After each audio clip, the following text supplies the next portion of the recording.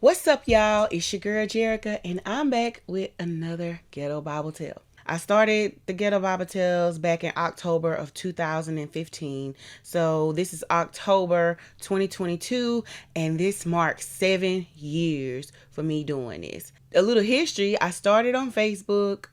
Then I kind of fell off and stopped doing it for a few years. And then in 2022, I revived the series. And I thought, since this is my 7-year anniversary being a Ghetto Bible Tale teacher, I thought maybe I should retell my first Ghetto Bible Tale. Now, you're probably wondering what exactly was my first Ghetto Bible Tale. My first Ghetto Bible Tale was about David and Bathsheba. So, that Ghetto Bible Tale is actually on YouTube. I will leave a link to that Ghetto Bible Tale in the description box below and up in the cards up above. I think that you should definitely go watch that video before watching this one, because since then, since 2015, I have studied the story of David and Bathsheba more, and I kind of got a different outlook now. Without further ado, this is Ghetto Bible Tales, 7 years online, and this right here is the story of David and Bathsheba. So, get ready for this one. The story of David and Bathsheba can be found in 2 Samuel 11 and 12th chapter. But before we get into this story, y'all already know what I'm about to say. We got to discuss the rules of context, ladies and gentlemen. I have a video that goes deeper into the rules of context. I will leave a link to that video in the description box, as well as the old David and Bathsheba Ghetto Bible Tale. But anyway, the first rule of context is language. The Bible wasn't originally written in English. Think about that when you're reading it. Second rule of context is history and culture. The history and culture of the Bible is of ancient Israel. Please stop applying your modern day culture to the Bible. It's stupid, okay? Rule number 3 is reading the Bible as a whole.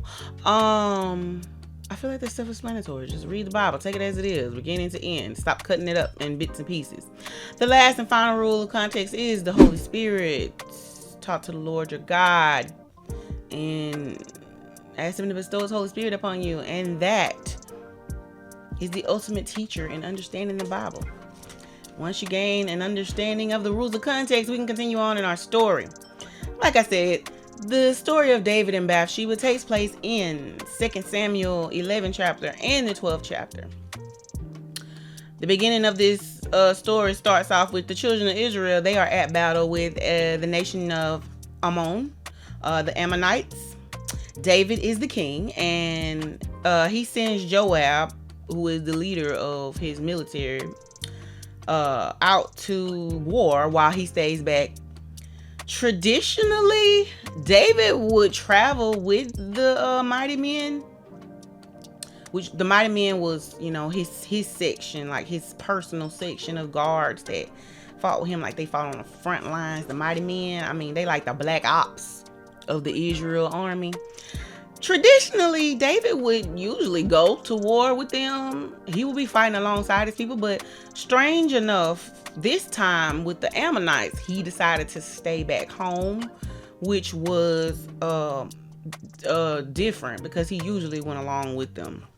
So instead, he sent Joab, who was the leader of the mighty men, as well as, his army, to fight the Ammonites. But he stayed back in Jerusalem. So while the army is in Jerusalem fighting, in Ammon fighting, David is at home. He walks out onto his roof and he sees a woman bathing, and he thinks she pretty. First thing, back in the day when I initially told this story, I thought that David was walking on the balcony. After rereading the Bible, he was not on the balcony. He was on the roof. First of all, what are you doing walking on the roof? Secondly, you start spying on this lady while she taking a bath, my bruh. And he must got some good eyes, because he said he thought that she was pretty just from seeing her from the roof of his his house, his castle. I mean, he the king, so I'm assuming he live in a massive building, and you on the roof spying on the people that you're governing. So she just minding her business and taking a bath in the evening. And here he is walking on the roof spying on her, taking a bath. Oh, she pretty. I want to have her. So when David go back into his house, he started asking around about this woman. You know, I saw a woman over there while I was out there on the roof taking a bath. I mean, yeah, I saw her taking a bath while I was out there on the roof. She looked real good. You know what I'm saying? Like, who is she? Like, she single? Like, she who is she? Like, who is she? And you know, the people, whoever he was asking around, you know, the castle. So he was asking his servants pretty much. And the servants was like, oh, that's Uriah's wife. For those of you that don't know, Bathsheba's husband, Uriah, is a mighty man. Like I said, the mighty men were David's, like they were like the black ops of the Israel army. They were like the top tier soldiers within the army of Israel. So, and David fought alongside the mighty men multiple times. Like I said, David usually went to battle with his people. Uriah is a mighty man. So right now, Uriah is at war in Ammon.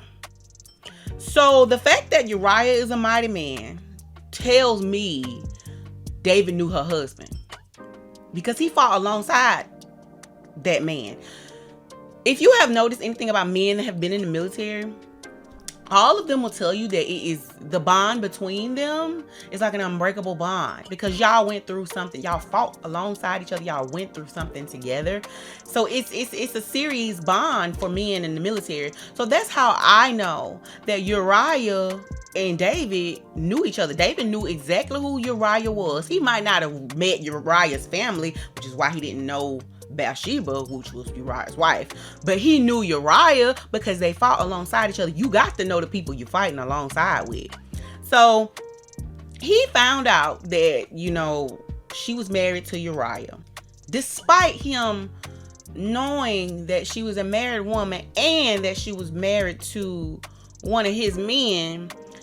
That did not stop David from sending for her. He made his servants go get her and bring her to his castle so he could get them draws.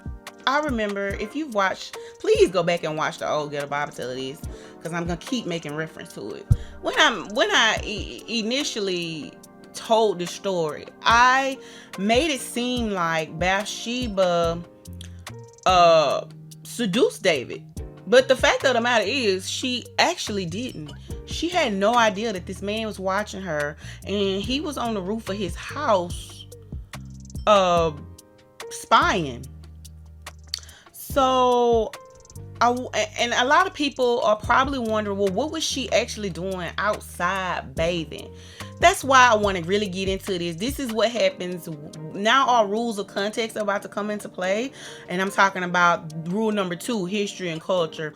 The Bible makes mention of the fact that Bathsheba had just come off her menstrual cycle.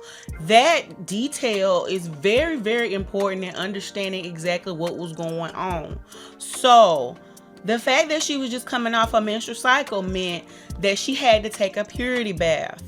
During those times, the purity bath was called a mikvah. I think I'm pronouncing it right. The word is at the bottom of the screen. Forgive me if I'm pronouncing it wrong. But it's called a mikvah. It's a ritual bath for purification. Women were required to take this purity bath at the end of their menstrual cycle to be considered clean, because y'all know back in Leviticus, the Lord said that if you have a discharge coming from your body, then you are unclean. So you had to, you know, separate yourself from everybody for as long as the discharge lasted. For most women, your cycle lasts 5 to 7 days, and then you were supposed to after that 7 days, she was supposed to take her do her mikvah, which is her purity bath. And they also made women do the purity bath after they had children. Like after they gave birth, you were supposed to also do the purity bath. And the thing about mikvahs is that they weren't something, it wasn't a bath that you could take at home. The mikvah, and it also, it's the purity bath is a very, very specific bath. It's not like you can just go run your water and have a bath. So this is how it is. The mikvah, it isn't just a pool of water. It must be composed of stationary, unflowing water, and it must be from natural sources. Hence why she was outside, because the water for a mikvah to be purified has to be natural water, not from your faucet at your house. Yeah. So a mikvah, and the water has to be then flowed into this area to create a bath. But it could never be at your, it would never be at your house. So these purity baths, they were public places. And it was most likely outside. So what people would do is they would build into the ground, like dig into the ground, kind of cause like they deepened it so the water, when it rained or it will flow from the lake or river, it will land in that spot and stay there and not flow anywhere, and create a bath, a natural water bath of unflowing water, but natural, coming from natural resources. And that, ladies and gentlemen, had to be outside. And because the Bible makes mention that she just come off her cycle, and then we find out, and before it said that she was taking a bath. Okay, he outside. She came off her menstrual cycle. She outside taking a bath. She's doing her mikvah. She's taking a purity bath. So at the time of this, Bathsheba is not thinking about who's watching her from their roof. She just got off her period. She is trying to purify herself. She is following ritual, holy practices at that time, which is to purify herself, because she cannot lay with her husband until she's purified. She cannot go around and be around other people until she's purified. So that's what she's doing. She's taking a mikvah outside in this area. They had a name for it, but I can't remember the name. But in this area where they have specified for you to take your purity bath, that's what she was doing at the time of David spying on her from the roof. So she was not a seductress. She did not seduce him. She wasn't even thinking about him, had no idea that David was even watching her. She was doing what the Lord told her to do, which is to purify herself after her menstrual cycle. That's what Bathsheba was doing. I hate that I even portrayed that she was being a seductress when she wasn't. All of this is from David's desire. It had nothing to do with Bathsheba. Secondly, y'all might think, okay, well, she still didn't have to have sex with him. Yes, she did, because back in those days, whatever the king said goes. So if the king come to your house and he say, I want your wife, there was nothing a man could do. He had to give the man his wife. He had to give the king his wife. Now in this case, Uriah was on the battlefield. He wasn't at home. So Bathsheba couldn't tell David no, because if you denied a king back then, you would die. You would get killed. So this woman is being, so this right here, this David and Bathsheba situation, the power dynamic is off. And because of that, this is a power rape situation, because she couldn't say no. She couldn't say no. She might die. You know what I'm saying? So in order to avoid death, yeah, I got to have sex with the king.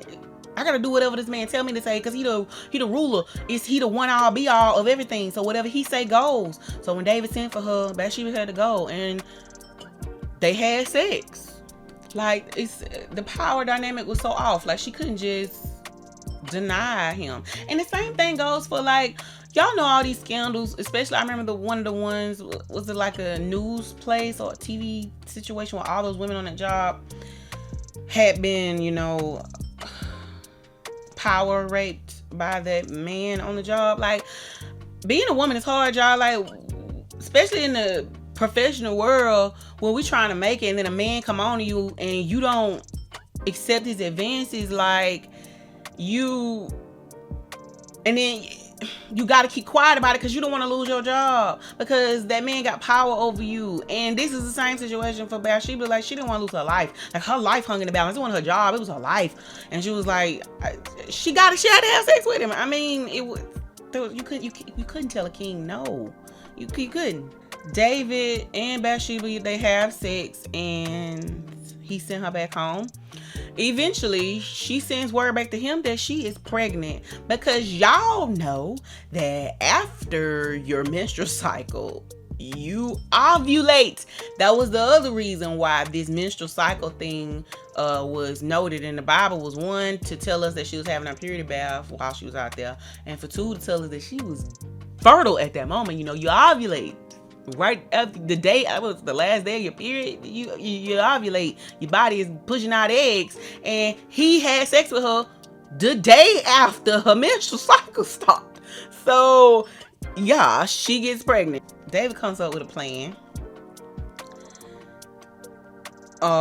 He wants Uriah to come home off the battlefield and get with his wife, so Uriah could think that the baby is his baby. Because, I mean, if Uriah come home and his wife pregnant and he ain't been at home, he been on the battlefield, there's gonna be some problems. You wanna know why? Because back then, the punishment for adultery was death.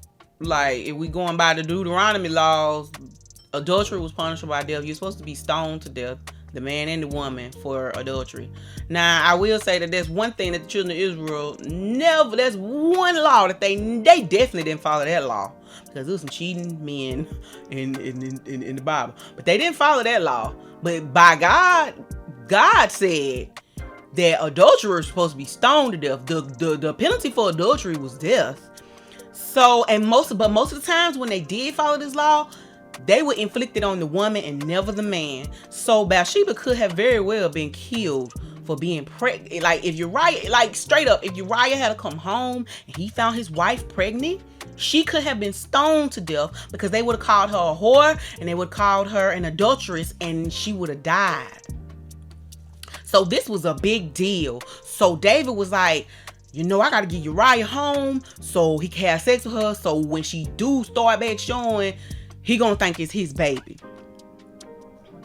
So he sends for Uriah. He sent a letter to Joab for to send Uriah back home. So Uriah comes home, and y'all, Uriah is a very noble man. I will say this: he was a good man.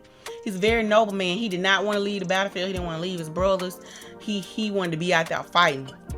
But anyway, so Uriah come to the castle to talk to David, and David was like, "Yo, you've been doing so good on the battlefield. I just wanted to reward you. You know what I'm saying? You need some time off. You know what I'm saying? When was the last time you seen your wife? You need to go home. You know what I'm saying? You need to go home. You need to go see your wife. You need to touch your wife, love your wife. You know what I'm saying? Because you've been out here fighting on this battlefield, and I thank you for your service. So go on home and be with your wife."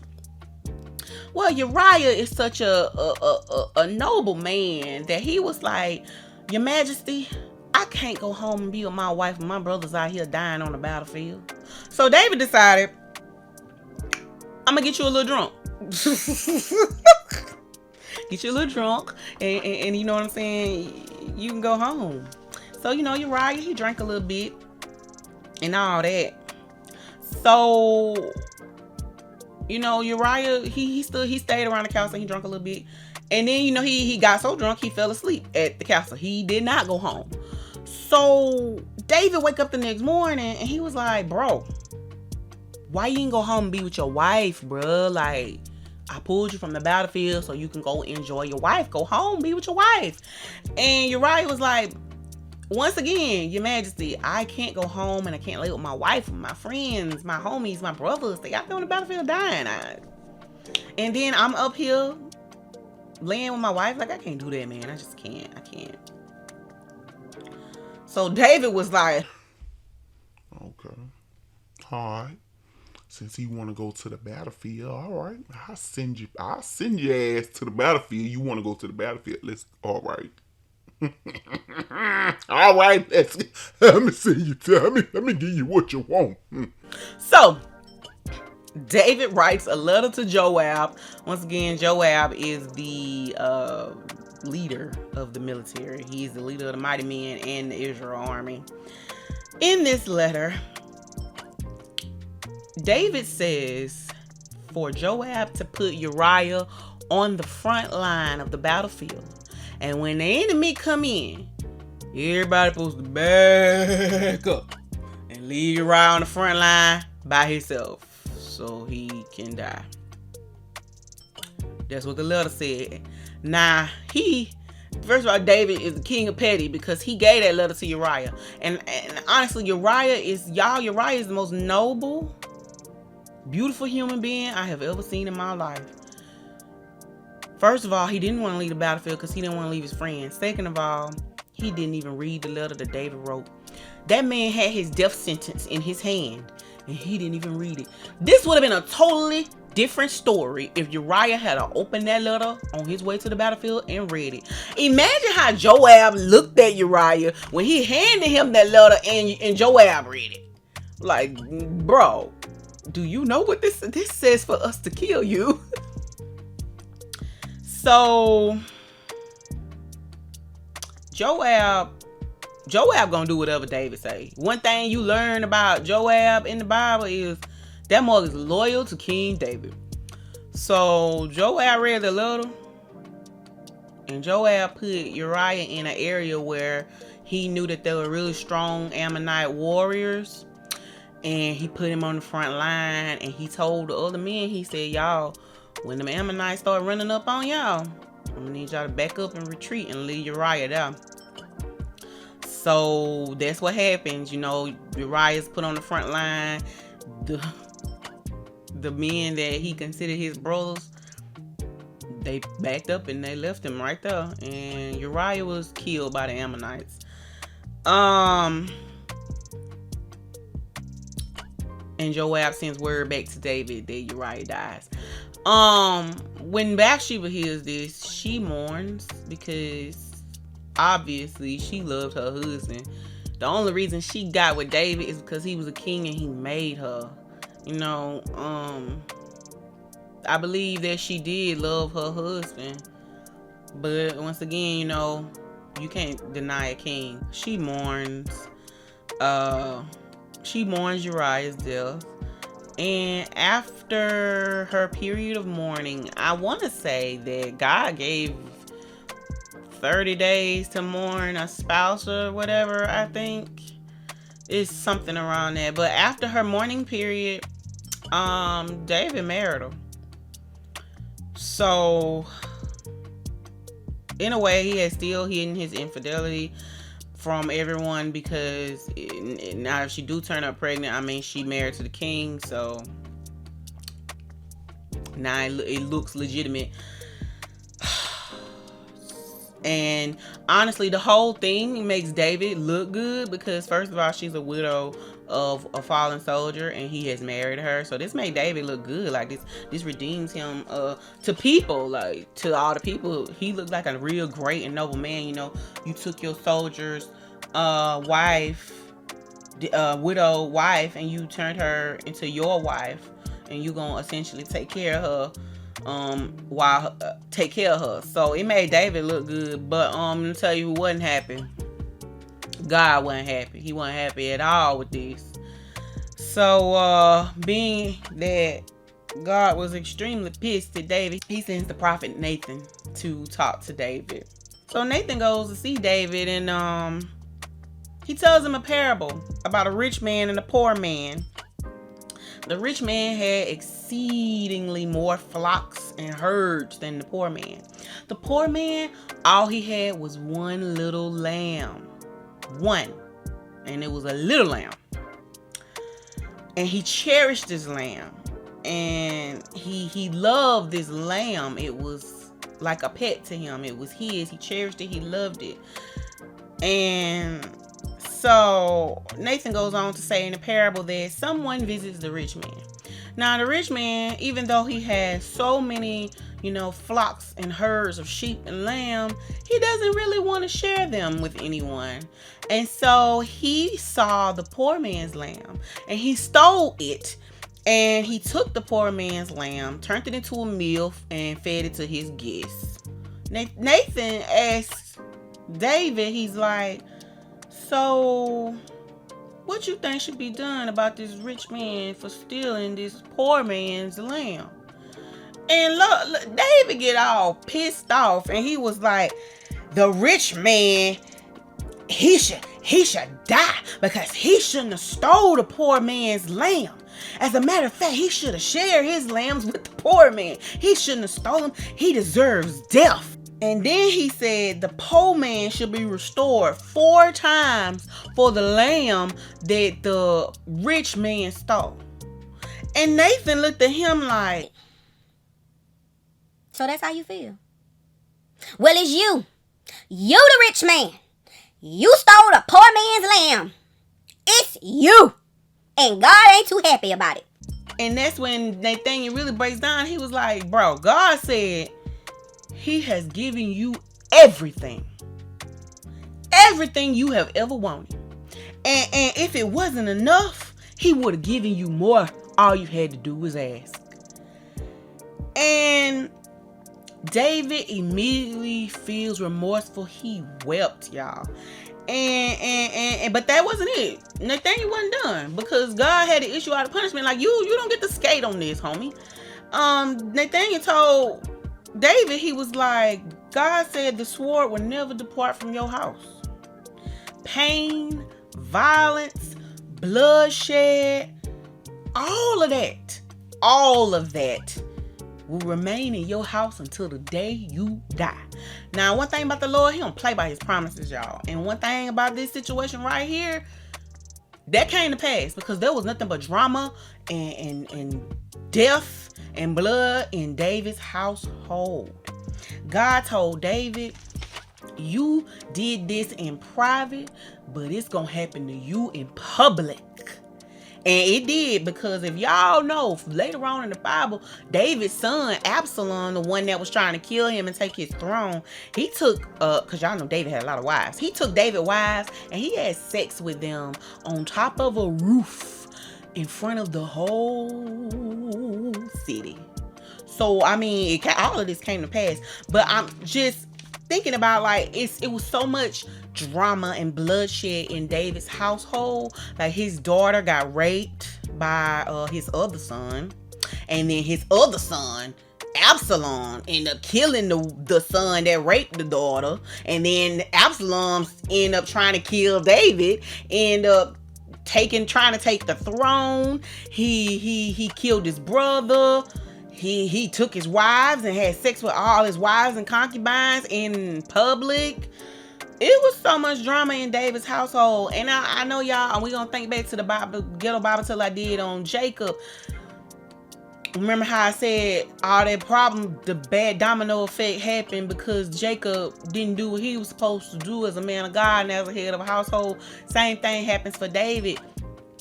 David shouldn't have never, ever took Bathsheba. He should not have ever plotted Uriah's death. He should not have lied. He should not have schemed.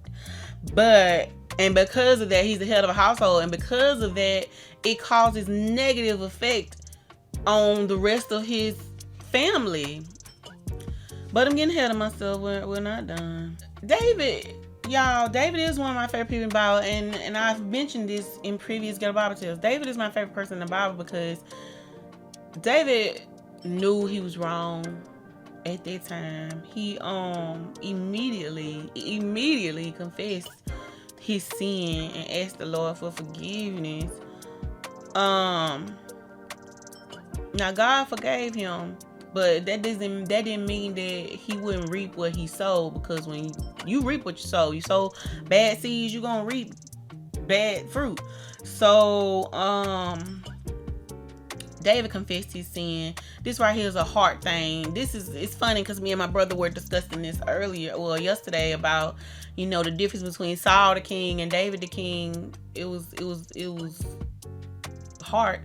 When God told Saul that he had messed up, Saul didn't care, and Saul was like, well, y'all don't tell nobody, you know what I'm saying? Well, when God told David he messed up, David immediately fell on his face and begged for forgiveness. Bathsheba was pregnant with this child, and he begged God for this child's life. But being that sin has now struck David's home, that inadvertently affected the child. Bathsheba was giving birth to this child, and the child is sick, and David, goes on his face and begs the Lord for this child's life. But eventually the child dies, and David makes the comment about he gonna see the child again later on. So we know the baby is in the bosom of the Lord when the child dies. He cried on his face forever, but when that child died, he worshiped the Lord. That's the small difference between David and other Christians. Right then, most people be mad. The Lord took my child, he took my baby, blah blah blah blah. David worshiped the Lord after the child died. He praised God and he thanked the Lord. And his servants was looking at him like he was crazy. It was like, you was just crying about this baby and now you praising the Lord. We confused. And like I said, David was like, I'm gonna see my son again. I'm gonna see him again in heaven. And he's resting in the bosom of the Lord. So, after that, Bathsheba does conceive again, and she gives birth to Solomon. And the Bible states that the Lord loved Solomon. So, Solomon lived. But, yeah, that's the story of David and Bathsheba. Once again, y'all know, David is what the Bible calls the man after God's own heart. And the beautiful thing about David is how humble he was and how quick he fell on his face and he asked for forgiveness. And when these bad things started happening in his home, he was reminded of, I did this is my fault, I messed up, and he took responsibility for his actions. And I do like that. I love David because David is so transparent, because there are a lot of Christians. I was just talking to somebody about this recently. There are a lot of Christians who are on a high horse, and it annoys me beyond no end because they act like they perfect, like you don't fall short of glory, and then you have the audacity to judge other people. David tried to do that when Nathan gave him that parable about the rich man and the poor man, and Nathan was like, that's you. You did that. That's you. I'm talking about you. I'm not talking about nobody else. I'm not talking about Bob down the street. I'm not talking about Joe up the road. I'm talking about you. You did this. So how dare you sit up here with this high and mighty attitude like you don't do no wrong when he was talking about you. What I love about it, David, though, he saw it. The mirror was turned on him. He saw the reflection, and he ain't like it. And he apologized. He fell on his face. He confessed his sins. He asked the Lord for forgiveness. This is something. He humbled himself. Y'all, David was a king. David was a king. He was at the top of the food chain, but he humbled himself before the Lord, and that is what we got to do. That's what Christians need to do. That's what church folk need to do, because they are so high and mighty, and I'm this, that for the Lord. I've been in this for this that long. I know the Bible. I read it. Bro, you ain't no better than nobody else. You fall short like everybody else. You sin like everybody else. There's probably sins that you didn't even realize you was committing, but they there. That's why you supposed to be on your face every day. And then had a nerve to look down and nose at other people. I don't like that. It's what really turns me off from churchianity is the high and mighty air that they have. Now, not all Christians are like that. Not all church people are like that. But it's what really turns me off from church people is that they have this high and mighty attitude. Because I have seen some other, church influencers online who have this high and mighty type of message that they be talking about on YouTube and Instagram and stuff, and I'm just like, you ain't nobody either though. Like, we're all born into sin. We all gotta go through the same thing to get saved. Like, what makes you think you were better? You weren't born perfect, so how dare you look down your nose at somebody else? But once again, y'all, we gotta humble ourselves before the Lord. You know what I'm saying? And let love lead us in all things. But that right there is the story of David and Bathsheba. I can't believe that I have been doing this for 7 years now. It ain't nothing but the Lord that has brought me this far. I'm thankful to the Lord that I made it to 7 years in teaching and studying, and I really would like for y'all to go watch the original Ghetto Bible Tale video of this story, and I want y'all to come back and just see how much has changed just from me continuing to study. I could have been high and mighty, been like, well, I already read that. But I went back, I studied it more, and God opened my eyes to more things, and I connected more with the story. And I just feel like you can never know too much about the Bible. I mean, I've read the Bible a few times, and every time I read it again, y'all, the Lord hit me with something else. He touched me. And so always, when it comes to Bible study, when it comes to God, when it comes to being a servant of the Lord, when it comes to dealing with people, humble yourself before the Lord, and let love lead the way. But anyway, y'all, thank y'all for watching this video. Thank y'all for tuning in. I'm sorry, I know this video is like extra long, but this is a 7-year anniversary for me, and I'm excited, and I just really want to thank y'all for coming along with this ride. So if you like this video, please like, comment, and please subscribe to my channel and share this channel with your friends and family. And once again, until next time, peace out, y'all. I love y'all. Bye.